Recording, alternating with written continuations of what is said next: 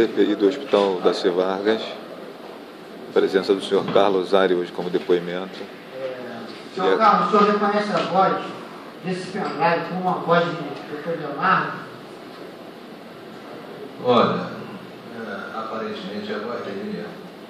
Só que eu acho que tem que diferenciar, até porque tem parte que está um pouco que eu não entendi. Eu não consegui perceber o que estava se falando.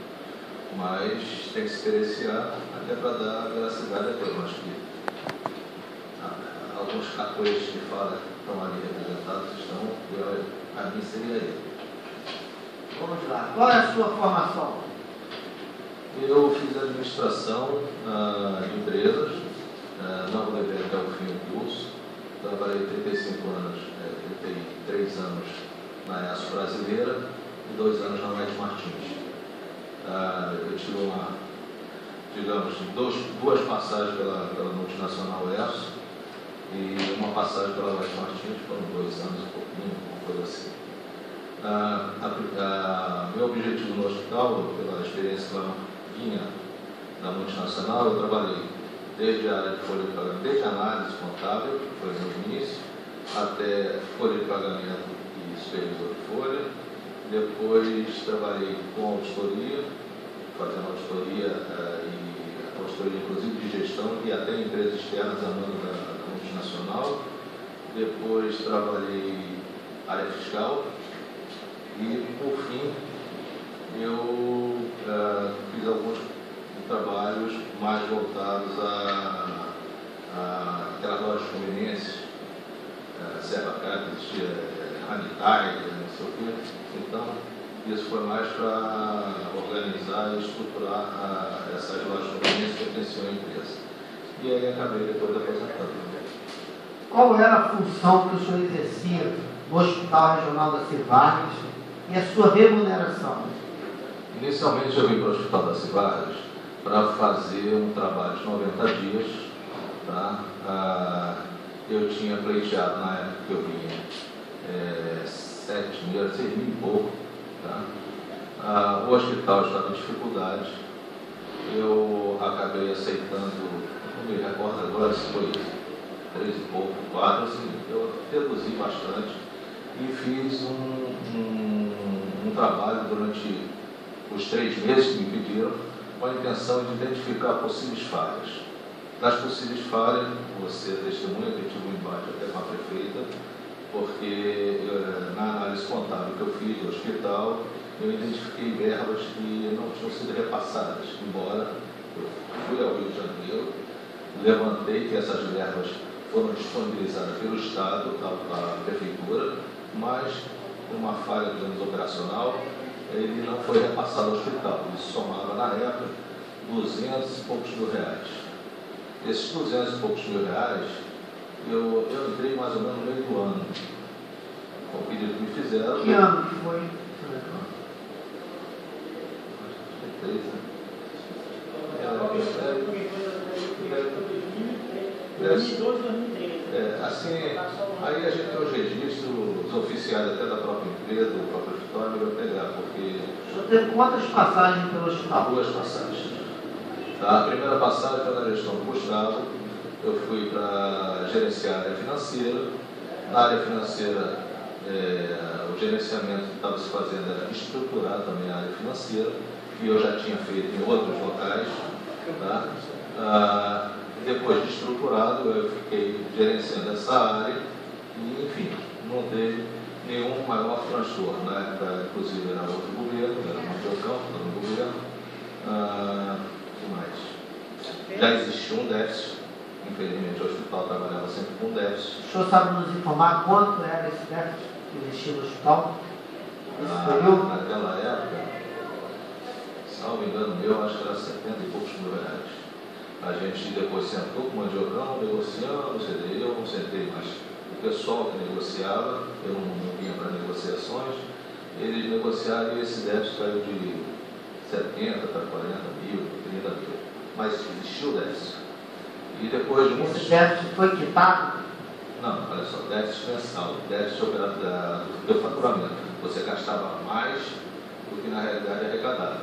Só que o nosso gasto era com serviço à população. eu era pagando uma assistência médica. Então, tem coisas que a gente consegue enxugar sem gerar tanto prejuízo, digamos, aos munícipes, né? E tem coisas que você não tem como pegar e reduzir. Tá? E aí você começa a realmente ter uma situação de sair de vez na mão ou mudar alguma coisa do seu trabalho. Tá? Na época, algumas sugestões foram feitas para melhorar e depois eu fiquei uma passagem, se não me engano, acho que foi um ano, um pouquinho, e saí fora porque eu fui para o Rio de Janeiro para cuidar da minha vida. Minha filha estava morando fora, os meus netos estavam chegando e eu me desliguei em janeiro ou fevereiro do hospital e saí, inclusive saí do Brasil, mas saí com recurso lógico, eu já tinha acabado de me aposentar, ele testemunha disso. Eu fiz acordo com a empresa, então eu tinha um bom respaldo e isso me permitiu ir para fora para assistir o nascimento dos meus netos. Você ia prestar 90 dias de serviço no hospital, o ministro falou? Inicialmente eu entrei para prestar um serviço de 90 dias. A proposta de boca era, porque eu tinha pedido 7 mil ou 6 mil e pouco. Você tinha pedido 7 mil para os 90 dias ou mensal? Não, mensal. Mensal. Mas aí não foi aprovado porque não havia recurso. Então, na conversa, a título de desafio, eu fiz aquele desafio. Aí eles falaram assim, não, você fica 3 meses, aí você depois nos dá uma analisada da situação e nos fala como é que está, e a gente, se for o caso, a gente recontrata você. Aí eu fiz uma contraproposta. Então tá, eu vou reduzir o meu salário, o valor que vocês podem pagar, se não me engano era 3 mil e pouco lá, e numa segunda fase, depois de 3 meses, a gente senta e reavalia isso para voltar ao que eu estou pedindo. Tá? Se for para eu permanecer, se não, eu saio em 3 meses. Aí, qual era a minha intenção? Era um desafio, eu estou aposentado, então para mim, posso ser o mais maluco possível, era algo que eu ia simplesmente correr atrás e descobrir o que estava acontecendo errado. Em 1 mês e meio, eu comecei a ter considerado por causa a receber, e foi quando eu parei com esse primeiro 200 mil reais. Então, aí eu até gozava o pessoal. Aquele dinheiro já ficou barato, porque 200 mil eu já estou resgatando aqui. Só que esses 200 mil eu identifiquei, talvez em. Não sei agora precisar, mas eu tenho estado anotado lá na própria empresa, no próprio hospital. Depois que a gente identificou esse dinheiro, eu continuei fazendo trabalho, e aí eu junto com a diretoria, resolvi que o problema do hospital não era só a questão de déficit, porque se gasta muito com isso ou aquilo. Era uma questão de gestão. A gente tinha que rever etapa a etapa do nosso processo. E aí eu implementei até o mês de setembro toda a planilha de custo do hospital. Na ocasião, acho que foi em outubro, até chamei a Câmara de Vereadores para mostrar essa planilha. E acho que a senhora estava, você também estava. E a intenção era mostrar que, olha, o hospital tem um déficit, o déficit está explicado, e a gente tem que atacar esse déficit. Quando eu falo, o hospital tem que resolver esse déficit. Agora, o hospital por si só não tinha terras para resolver o déficit, porque o déficit já vinha com um valor acumulado de meses. Se na época lá atrás era 70, quando eu cheguei agora, o déficit era para mais de 300 mil ao mês. Era uma coisa assim absurda. Ninguém sobrevive. Em 2 meses você deve 600, 3 meses, em 4 meses você está com 1 milhão e tantos de déficit. Não existe isso. Então, eu trabalhei muito forte, montei uma estrutura de pessoas que me ajudaram, usando a própria pessoa do hospital, mas que eu pegava e treinava com aquilo que eu sabia fazer. Tá? Então, consegui implementar o sistema de custo, que foi o que eu tentei apresentar para vocês. Implementei, tentei fazer o organograma funcional, tá? No hospital. Comecei a revisar o estatuto do hospital. Isso já foi na gestão do senhor Joaquim. Isso foi agora na gestão. Essa última passagem do hospital. Esse desafio de 3 meses foi na gestão do Joaquim. Tá? Me chamaram, eu não estava nem em Rio, estava no Rio de Janeiro, e aí vim aqui esporadicamente, porque eu tenho empregado em casa, tenho que pagar empregado, então eu vinha aqui, passava um descanso, ficava uns dias à toa aqui, e numa dessas eu recebi um convite para ir começar no hospital. E antes mesmo de eu fechar com o hospital, eu ainda falei com o pessoal do hospital: olha, eu preciso que vocês me abram os livros para poder entender o que vocês estão falando. Porque vocês estão falando um monte de coisa, mas falar uma coisa, né? Papel é outra. Então, como eu sou daquele de que palavras de vento leva, que fica tá no papel, eu preferi que eles abrissem os livros, para eu dar uma olhada. E quando abri os livros, eu fiquei tipo queixo caído. Falei: não é possível, isso daqui tem muita diferença para não ter uma explicação de erro de procedimento, ou seja lá o que fosse. Quem convidou o senhor para... Quem me convidou foi o Eduardo, junto com o Dr. Kiush. Eduardo Demir? Demir. E o Dr. Kiush. E Eu aí, já tinha contato dele, era amigo? Não, o Eduardo Demir, o que aconteceu? Ele teve, na outra passagem que eu tive, ele era comprador da farmácia. E como comprador da farmácia, ele tinha que fazer todas as compras, na época, era tudo feito na unha. E eu me aproximei muito dele porque eu explicava para ele que ele não tinha condição de fazer uma compra sem uma concorrência. Ele fazia a concorrência via Banco do Brasil. E o Banco do Brasil, infelizmente, ele quando faz como é que se diz, ele seleciona os seus fornecedores, ele fala que eu não conheço, não tenho vínculo nenhum, se o cara de fornecer está bom, se não fornecer, o problema é teu. Então, nós tivemos algumas concorrências, onde o primeiro lugar ganhou, mas não forneceu, e a gente teve que passar para o segundo lugar, isso documentado pelo Banco do Brasil.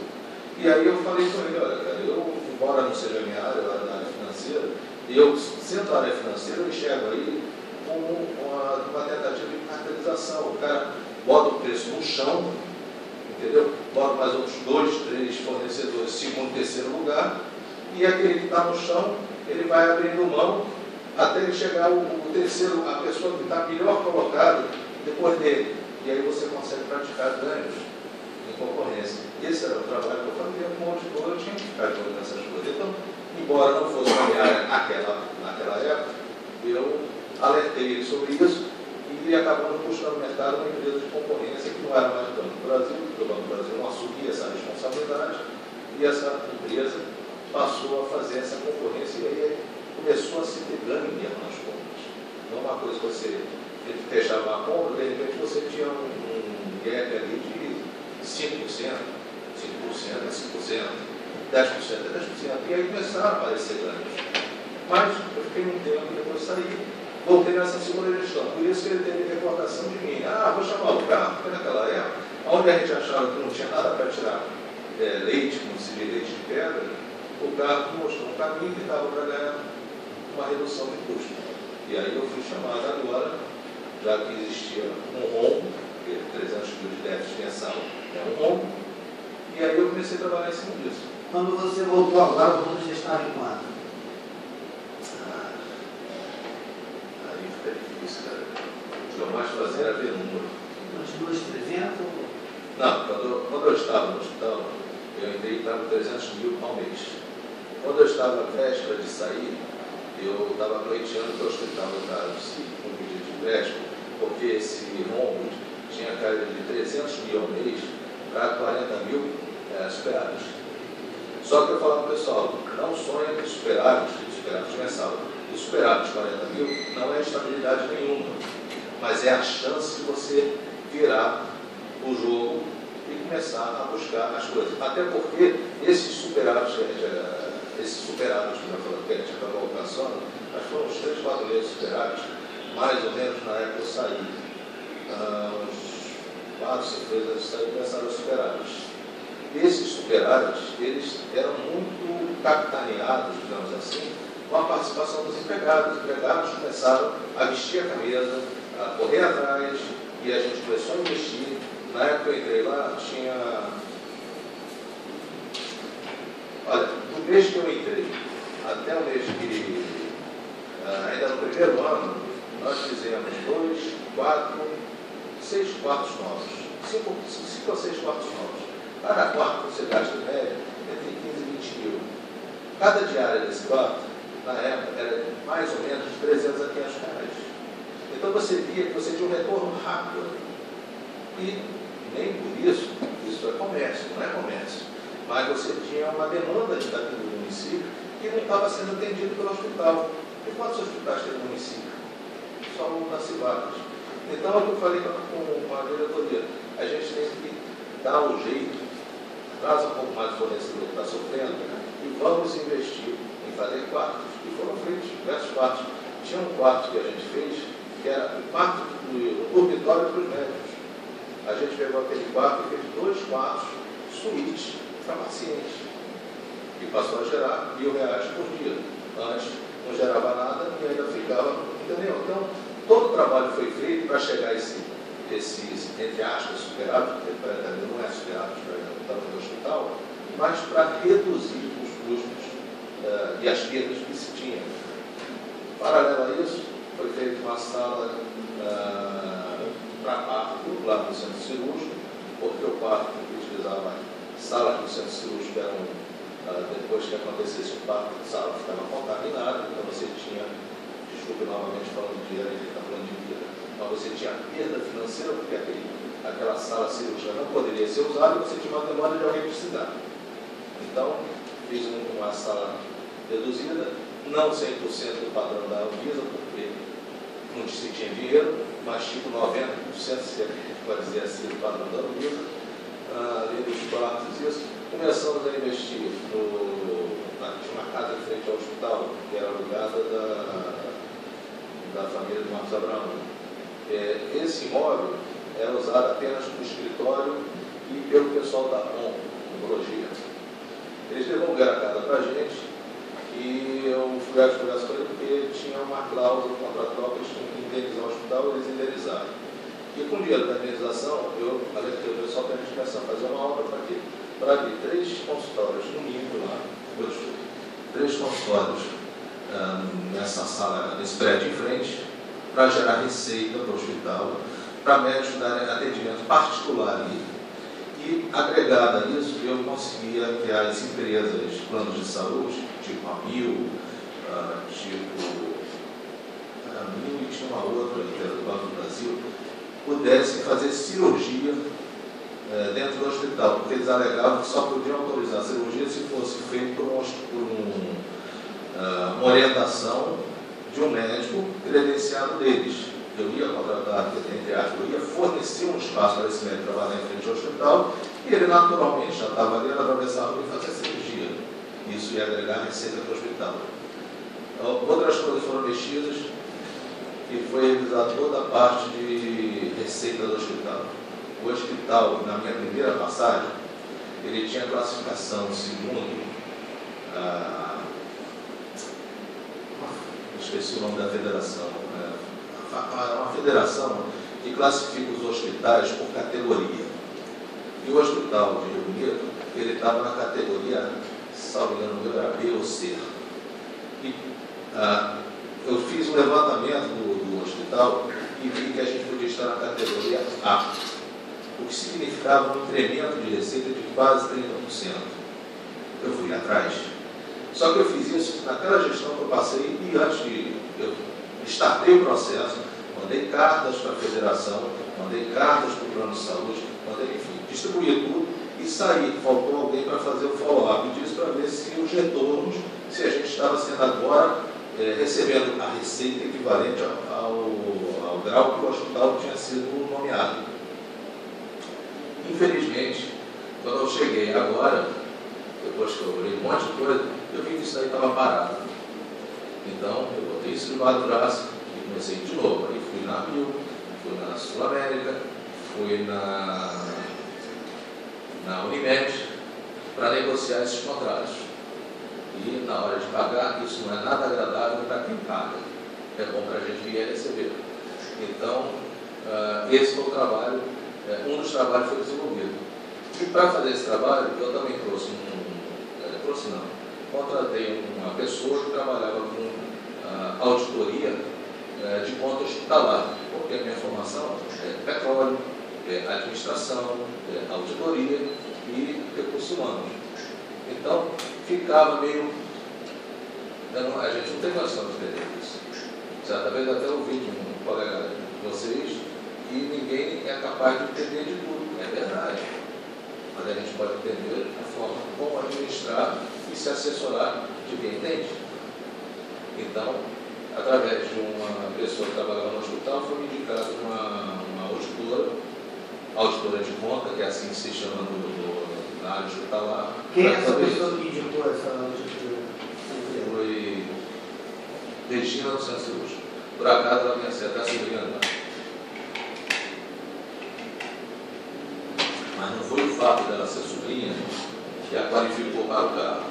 Foi o fato da experiência que ela carregava. Ela tinha trabalhado em alguns hospitais e em algumas clínicas, o que me servia de referência. Ela auditava as contas e ela, mal bem, ela, entre aspas, ela se pagava. Por quê?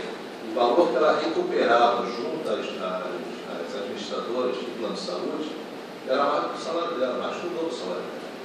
E anteriormente eu não tinha ninguém que fizesse isso. Então, se perdia a receita. Qual o passivo que você deixou quando você saiu? Você sabe nos informar? O valor do hospital?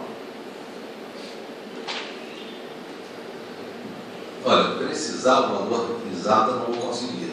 Mas eu me recordo que na época que eu estava lá, eu estava pleiteando um empréstimo de 3,5 milhões para resolver as dívidas passadas do hospital.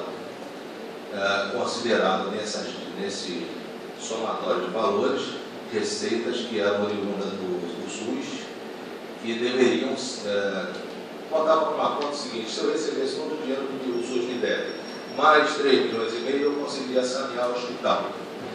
Mas, na reunião da diretoria, onde foi pleiteado esse empréstimo, ele me pediram um monte de coisa, eu fiz todo o levantamento que eles me pediram, eu fui sabatinado, e no final, página, eu saí até meio desconcertado, porque eles chegaram e disseram: não, você não precisa de 3,5, precisa então de 5, porque a gente tem que, eu usava muito tempo fazer um colchão para folha de pagamento, porque eu já não aguentava mesmo mais olhar para funcionário, e ele olhar para mim e falar assim: que dia que eu recebo? Isso já era dia 15.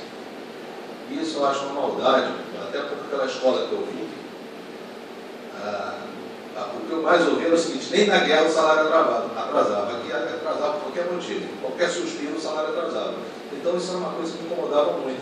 E eu falava com os diretores sempre que era necessário que o hospital saísse da situação de déficit e montasse, de alguma forma, um dinheiro que ficasse, tipo, nem que fosse uma conta garantida, mas que pudesse ser lançado mão para pagar o salário em dia, e a gente fica com prejuízo dos juros que tiver que pagar disso, mas o funcionário vai para casa com dinheiro no bolso.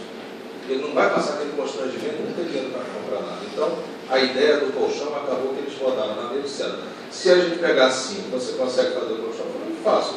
Só que, de qualquer jeito, esse dinheiro que vier a mais, ele vai ficar capitaneado no banco e só vai ser usado para isso, para pagamento de terceiro e, eventualmente, um investimento que vai agregar valor ao hospital. Eu costumava falar de brincadeira para as pessoas o seguinte: não me traga nenhuma ideia que não tenha um retorno financeiro razoável. Se for agregar retorno financeiro e, ao mesmo tempo, estiver fazendo um bem aos munícipes, que seja feito. Mas fazer bem é mais ou menos o seguinte: eu não posso gastar se eu não tenho para gastar. Ou seja, hoje, se eu consigo, com o dinheiro que eu recebo, atender 10, se eu for meter amanhã a atender 20, eu vou parar de atender esses 10 fatalmente daqui a 3, 4 meses. E aí você vai passar a atender 0. Então é uma visão meio dura, mas que é a realidade. Se a gente não souber dosar esse dinheiro, a gente acaba depois prejudicando o todo. E eu sempre conversava com o pessoal nesse seguinte forma. E eu sempre trabalhei fazendo o seguinte: não adiantava eu discutir um assunto com A ou com B. Eu tinha que trazer todos para a mesa. Então, os enfermeiros passaram a se reunir comigo, os médicos, no caso, o Dr. Crius, o Dr. Emerson, o próprio Javier, fizeram a reunião para esclarecer situações que os enfermeiros tinham dificuldade de resolver. Então, esse tipo de diálogo eu tentei abrir no hospital. Mas, eu simplesmente, eu tive um contrato de prestação de serviço, que em dado momento, no ano contrato, é uma prestação de serviço do RPA, que em dado momento foi encerrado. Eu fui embora. A experiência, senhor Carlos, o senhor tem quando o senhor deixou o hospital era de 300 mil, 3 milhões. 3 milhões e meio era o valor que eu estava pleiteando de empréstimo. 3 milhões e meio. 5 mil, desculpa. 3 milhões e meio era o valor que eu estava pleiteando de empréstimo junto à Caixa Econômica. Com relação ao empréstimo, o senhor foi até a Caixa Econômica Federal, pleiteando, já com os cálculos e parcelamentos aprovados, por que não concretizou esse empréstimo? Olha, depois que esse empréstimo estava fechado entre aspas, estava aprovado pela Caixa Econômica, eu peguei uma cópia desse eu convoquei o presidente para ir ao presidente, senhor Joaquim. Senhor Joaquim, para ir na Caixa Econômica. Ele assinou os nomes. Desculpe. Então eu chamei o presidente, o senhor Joaquim, ele levou o Leonardo, filho dele, e fomos à Caixa Econômica, sentamos em algum gerente, infelizmente eu não me recordo o nome dele, mas eu tenho aqui anotado no meu celular, que eu fiquei com o telefone dele. E lá o gerente da Caixa Econômica coletou as assinaturas do Joaquim, tá, nos documentos, e dali o Joaquim, junto comigo, ia levar para o tesoureiro, que era o sindicato da... O João? Não, o tesoureiro na época era o sindicato agrícola que tinha ali, pecuária, ali na linha do trem em frente. O tesoureiro era o senhor que era ali no sindicato, fica ali perto da linha do trem.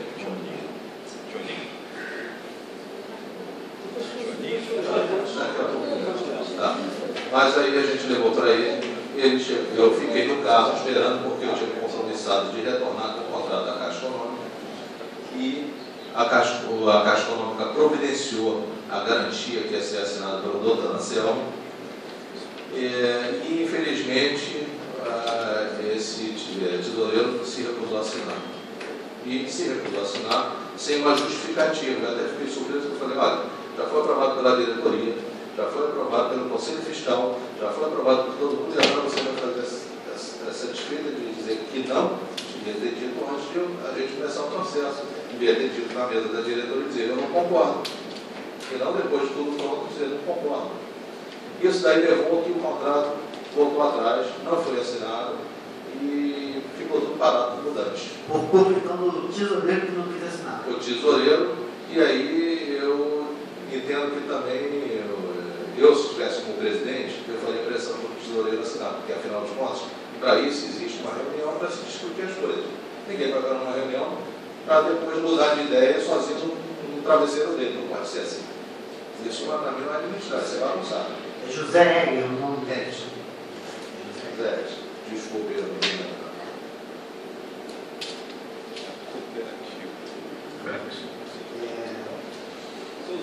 Qual era a função do senhor Leonardo no hospital? E a remuneração do senhor Leonardo? Olha, a função do Leonardo, na realidade, ele assessorava o pai dele. Tá?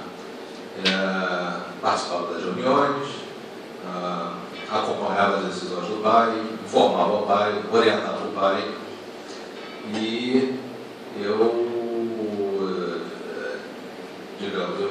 tinha que fazer as reuniões sempre envolvendo ele para que ele pudesse, junto com o pai, depois decidir se ia fazer, se não ia fazer. Na realidade, eu estava só assessorando ele. Quem comandava então o hospital, a última palavra é do senhor Leonardo?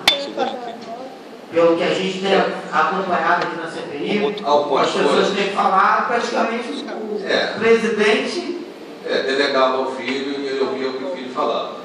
Só que tinha situações que a gente recorria com algumas vezes, quando a gente estava tomando uma decisão que era positiva ao hospital, mesmo que o Leonardo começasse a dar do contra, a gente pressionava ele, mostrando a ver os riscos que estavam acontecendo se aquilo não fosse feito. E lavava a mão mesmo, tipo, ó, se não fizer, amigo, não assumo depois para dizer que foi você que quis, porque eu estou fora. E, na realidade, era uma coisa que a gente pressionava quando tinha aquele grande risco, mas no frigir dos ovos, era a partir da decisão dele que o pai seguia o norte.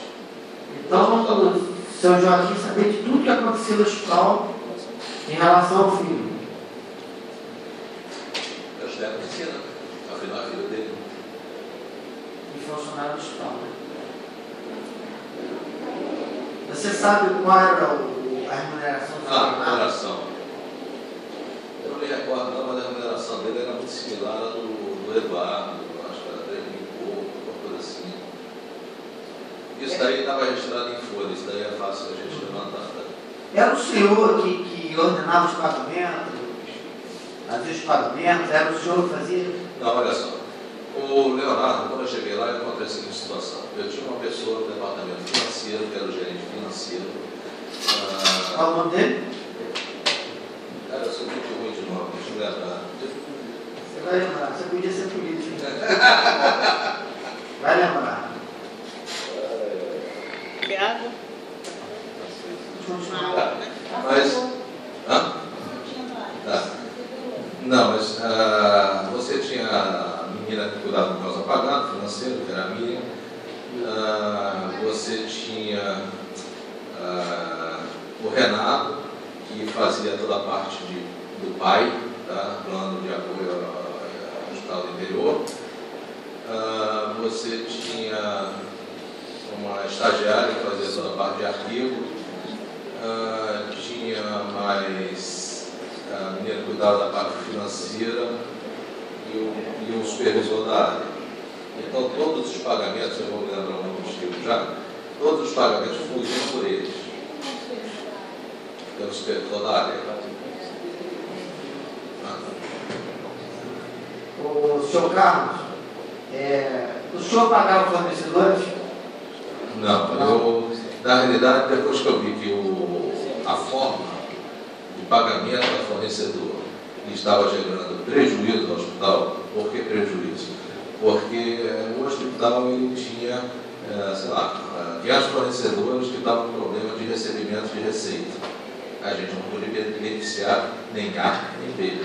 Então se fazia um pró-rateio daquilo que era possível pagar de acordo com a dívida de cada um. Isso aí eu passei a exigir que fosse feito. Porque, para pelo menos, quando eu estivesse negociando uma dívida de algum fornecedor, eu tivesse a moral de dizer que eu não estou beneficiando ninguém. E também não fosse encurralado numa mesa de negociação de estar pleiteando em detrimento de A ou de B. Entendeu? Então, eu cheguei e disse, eu tenho 100 para gastar, para pagar, não é gastar não, para pagar de fornecedor. E eu tenho 300 que eu devo ao fornecedor, eu vou fazer um prorata e vou negociar, entre aspas, com esses fornecedores o pagamento sem juros desses valores na mesma proporção. E isso daí acabou gerando até alguns problemas na área no financeiro, com o supervisor e gerente da área financeira, porque ele queria administrar de uma forma diferente. Quem era o nome desse gerente?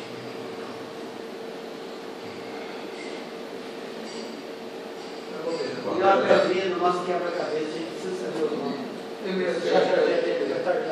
Faz a descrição física, pelo menos, da pessoa. Não. Ele é casado até com uma pessoa que trabalha na prefeitura, uma menina que trabalha na prefeitura, ele mora na Bela Vista. Eu sempre fui de guardar nome, tá? Não é nada de nervosismo nem proposital. Mas até o final eu me recordo muito das pessoas. Se eu não recordar, eu retorno para dizer sem problema. Tá? Mas, de qualquer jeito, em RH você tem esse nome. Tá? Que mais? Onde eu estava? Então, o que aconteceu? Esse menino começou a querer fazer algumas situações de negociações com fornecedores e eu proibi ele de fazer. Isso não quer dizer que eu pagasse. Quais as negociações que ele queria fazer? Tipo de negociação é o seguinte, eu te devo 200, eu vou te pagar da seguinte forma. Tanto que eu te ajudo, ali eu falava, não, olha só, o hospital está ruim, eu não vou pagar juros de mercado para ninguém. Então, eu cortei todos esses pagamentos que houvesse valor de juros. A minha preferência era pagar quem cobrasse parcelado sem juros. Então você vai dizer assim, pô, mas alguém fez. Porque pior era ficar sem receber. Tá? E, infelizmente, eu não gosto de fazer isso. Ninguém gosta. Mas era uma questão de se resolver o problema. E nem por isso esses fornecedores ficaram tristes depois, não. Muitos deles, depois que começaram a ver a cor do dinheiro, que eles não viam, passaram a tentar fazer outros fornecimentos. O hospital tentaram oferecer o financiamento para fornecimento de remédio com um prazo mais dilatado, tá? Mas eu nunca abri mão que fosse feito tudo via planilha de concorrência aberta.